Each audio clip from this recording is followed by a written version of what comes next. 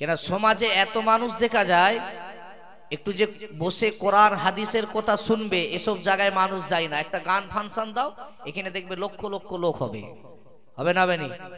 কিন্তু আজকে যে মাদ্রাসা জলসা, এইখানে কিন্তু লোক পাবেননি আপনি। এইখানে কেন, আরো আশেপাশে এলাকায় গেলে সেখানে লোক পাবেননি।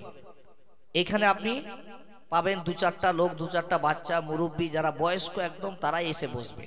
আর যুবক ছেলেরা এরা হো হো করে রাস্তায় ঘুরবে। এদের নেকির প্রয়োজন নাই, এদের নেকির প্রয়োজন নেই। কেন এরা ভাবে আমরা দুনিয়াতে এইভাবেই মনে হয় চির জীবনটা আমাদের এইভাবেই মনে হয়, এই যৌবন অবস্থায় জীবনটা আমরা সুন্দর করে কাটাবো, এরা এটা ভাবছে। তাই আমি অনুরোধ করছি, আপনারা আর কত গুনাহ কিনবেন? বাজারে এত ঘুরলেন, এত গুনাহ কিনলেন, হয়নি এখনো, এগুলো এসে একটু গুনাহটাকে মুছুন না। রাস্তায় না ঘুরে, রাস্তায় ঢং ঢং করে না ঘুরে যদি এসে এখানে বসেন, দু চারটা যদি কথা শুনেন, আল্লাহ পাকের দরবারে যতক্ষণ আপনি বসে থাকবেন সুবহানাল্লাহ বলবেন, আলহামদুলিল্লাহ বলবেন, আল্লাহু আকবার বলবেন, যতক্ষণ বলবেন ততক্ষণ আল্লাহ আপনার আমলনামাতে 10টা করে নেকি সওয়াব লিখবেন। জোরে বলুন সুবহানাল্লাহ। লিখবে না লিখবেনি? আল্লাহ নেকি দিবে না দিবেনি? যতক্ষণ বসবে নেকি পাবে না পাবেনি? না গুনাহ হবে? নেকি পাবে। কেন?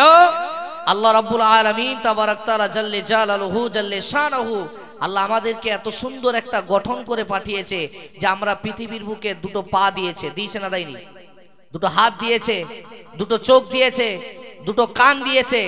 আমরা রাস্তায় রাস্তায় ঘোরার জন্য দুটো পাকে কাজে লাগাচ্ছি না লাগাইনি? আর আল্লাহ যদি আমাদেরকে দুটো পা খোড়া করে দিতেন, আমরা কি রাস্তায় চলতে পারতাম? মাঠে জমিতে ফসল করতে পারতাম কি? পারতাম না। তাহলে আল্লাহ আমাদেরকে ভালোবেসেছে বলে আজকে দুটো পা দিয়েছে, দুটো হাত দিয়েছে, দুটো চোখ দিয়েছে, দুটো কান দিয়েছে। দিয়েছে না দেয়নি? আর যদি না ভালোবাসতো আমাদেরকে দুটো পা চোখ কানা দিত না দিত নি? দুটো চোখ কানা করতো না?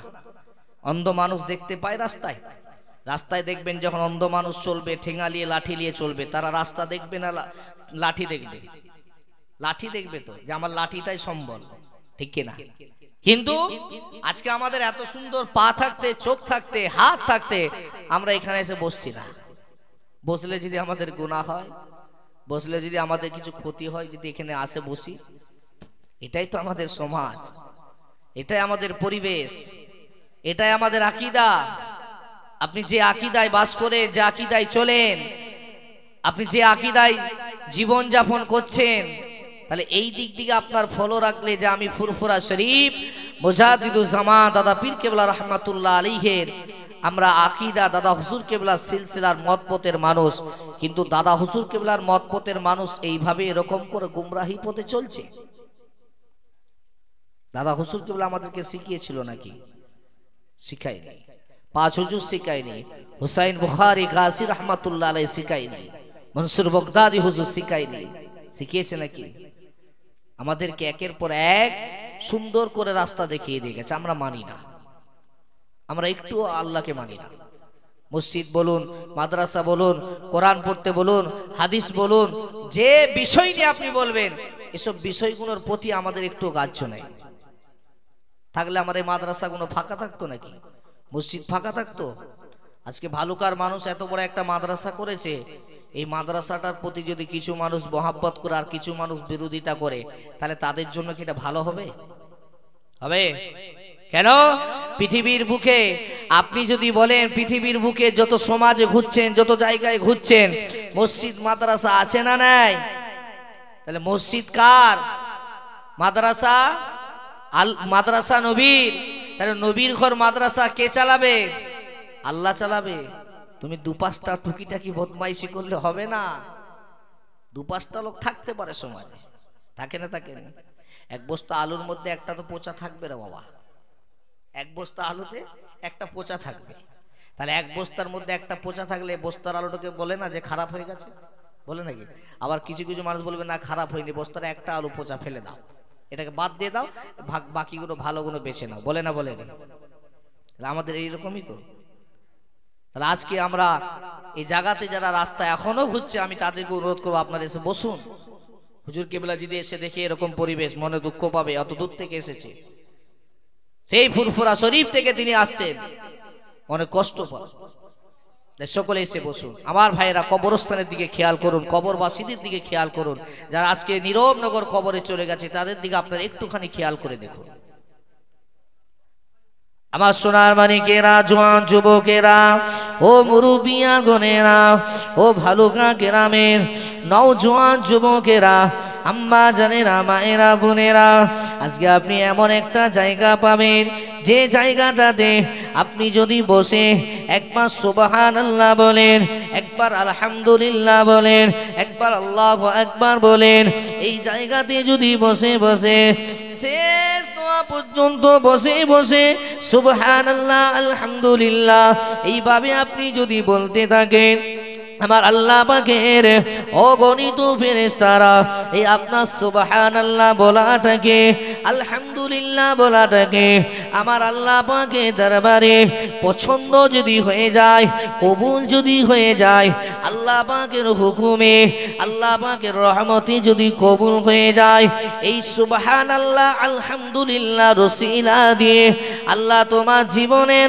বিগত জীবনের গুনাহগুলোকে মাফ করে দিয়ে আল্লাহ তোমাকে জান্নাত দান করতে পারে না পারেনি?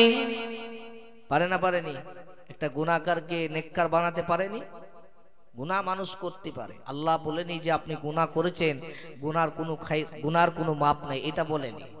আপনি গুনাহ করেছেন, গুনার জন্য দোয়া চাও, আল্লাহর কাছে সিজদায় যে কাঁদো, সিজদাতে যে কেঁদে আর আল্লাহর দরবারে দুটো হাত তুলে দোয়া করো। আপনি দোয়া করুন না, আল্লাহর কাছে চাইও।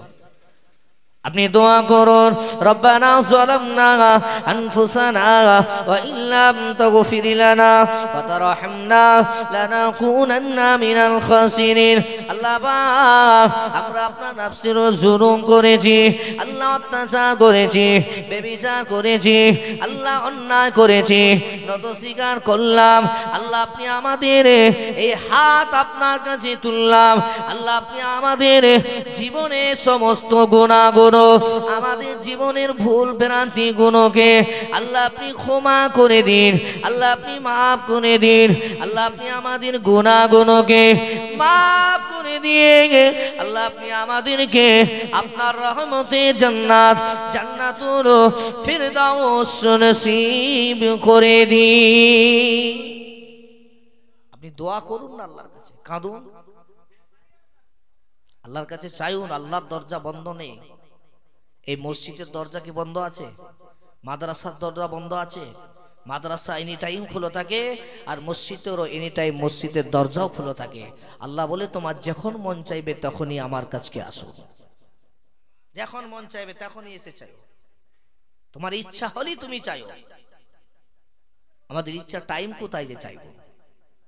টাইম পেলে তো চাইবো। জমিতে ফসলে যদি ব্যস্ত থাকি, দোকানে ব্যস্ত থাকি, রাস্তায় ঘুরি, তাহলে কি করে টাইম বেরোবে? মাদ্রাসা মসজিদ খোলা আছে, আপনি যে কোনো টাইমে যে কোনো মুহূর্তে যে আপনি যান না মসজিদে, যে চাইুন। আল্লাহ পাক বান্দার চাওয়াটাকে খুব পছন্দ করে, বান্দার চাওয়াটাকে আমার আল্লাহ বড় পছন্দ করে, বড় মহাব্বত করে। বান্দা যদি তার গুনার দিকে খেয়াল করে আল্লাহর কাছে চায়ে, আমার আল্লাহ খুব খুশি হয়। বান্দা আমার কাছে চাইছে, হ্যাঁ, বান্দাকে আমি ঘুরিয়ে দেবো? বান্দা এসো আমার কাছে। আল্লাহ বলবে, বান্দা আমি তোমার সমস্ত গুনাহ মাফ করে আমি আল্লাহ তোমাকে বেগানা মাসুম বানিয়ে দিলাম। জোরে বলো সুবহানাল্লাহ।